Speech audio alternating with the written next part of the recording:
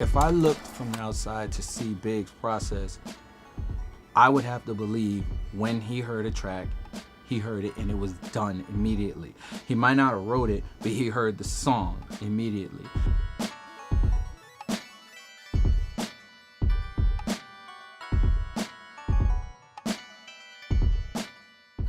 I can give you an idea, like when we were on the road and he comes up with the bright idea that we're gonna do Junior Mafia.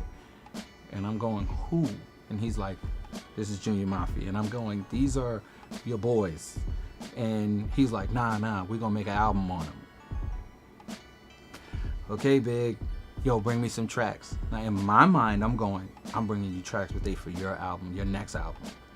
I'm bringing them tracks, track go by, if he like it, he sits there for a second and all of a sudden there's a hook. And then put that to the side. Here, another track, put that, oh, there's a hook. If he comes up with the hook and it's instantaneously he comes up with the hook, we get on a plane, we go back home, and we do the song. That's what happened with Junior Mafia. That's the first song we did. Because he heard it and was like, yo, let's go home. And I was like, what we going home for? We on the road, man. And he goes, we're gonna do this song, and he mumbles and mumbles and mumbles, and then it was grab it, give it hip hop, and I was like, where did that come from? I said, where did it come from for that even? And we were home, so I always saw him get it immediately. Like when he heard Sky's the Limit, I was like, well, this track is for Akinelli, so you can't have it. And he goes, nah, I need that. I said, not for Junior Mafia. He was like, nah, that's for my album. You're not working on an album. We're working on Junior Mafia, so this is for your album is like a year and a half, 2 years away. He was like, hold it. Hold it. He was like, yo, don't sell it. So I go to Akinelli. This is how much the track costs. He's like, nah, I don't want to pay that. So I'm like, okay, now I can sell it. So he's like, hold it. Before I can give it away, I got to play it for Jay, because Jay comes first.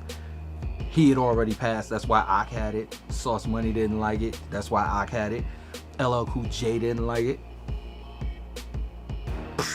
Anyway, but he didn't like it, that's why that's why Ak ended up with it. But then Big heard it and was like, he wanted it. And every time we spoke about the song, it was him singing the hook. And then we got 112 on it, but he was singing the hook the day he heard it. So when he hears something, or when I saw that he heard something, he got it immediately, which was the way it should be done. And that's the way the best songs are made. I'm glad this wasn't Mr. C telling the story. Mr. C probably gonna get mad at me. I don't even know that nigga personally, but my man, you picked up a transvestite prostitute. Not one time, but multiple. How is this nigga like even allowed to do shit in hip hop? How is this nigga even allowed to be around? How is this not like a bigger story? Shout out to Clark Kent. And I hate that I gotta associate you with that shit. I just don't. Some shit I just don't be understanding sometimes. It's like, y'all get mad at Kanye for saying slavery was a choice when that's not really what he said or how he said it. But y'all accept Mr. C for picking up transvestite prostitutes. Y'all accept KRS-One for making a whole song about having sex with a 13-year-old. I know this is off topic, but can we get some fucking consistency? Shout out to Clark Kent, though. My ducks, my swans, welcome to the pond. My name is Dorian from Group82Music.com, and right here we got DJ Clark Kent talking about how Biggie Smalls wrote songs. I love this clip. I love this fucking clip, because what have I been telling y'all for years? When I hear a beat, the beat's telling me what to say. The beat's giving me the cadence, the beat's giving me the flow. I hear the mumble, I start mumbling, putting the shit together, and then I put in the words. This shit shouldn't be that hard. I've never had writer's block. And this is the reason, because when I hear a beat, I know if it's for me or not. You know immediately. If the beat tells you what to say, you fucking say it. If the beat ain't telling you what to say, it's not for you. I think y'all be getting writer's block because you fall in love with beats, but it's not for you. And like I've told y'all many times before, I got some fucking heat on my computer. It's not for me. Other night, I was listening to beats on YouTube. I found a fucking banger. And I'm sitting there listening, I'm like, it's not for me. And I clicked on the next one, and it wasn't slapping as much, but it still slapped. I said, this is for me, right? It's how it is. Biggie was the exact same way. And the people around him had to get used to that. I know what I want. I know what I like. If it comes to me immediately, it's for me. Hold on to that beat. Hold on to that track.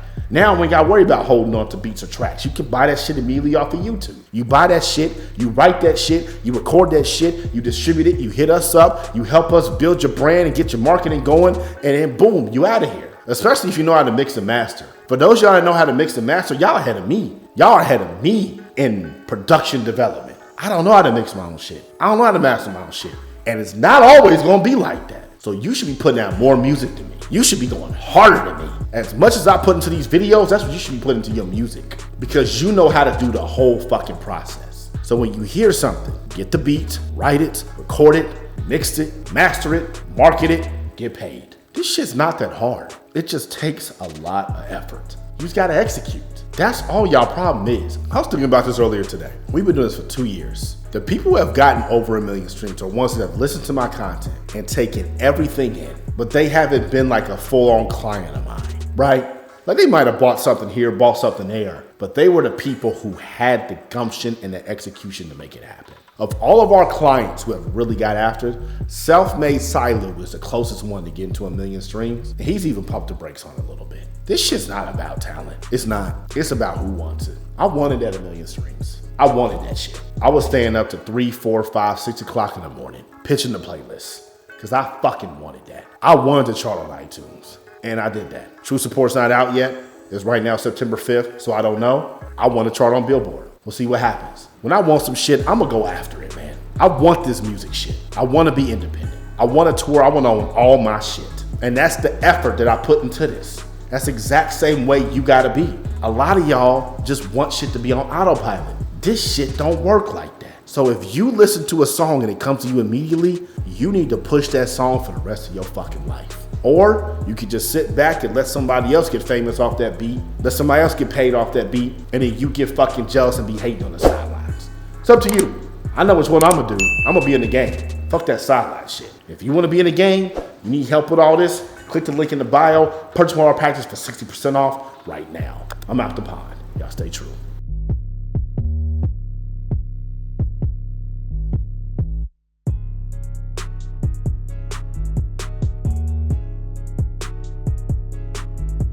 Group82music.com.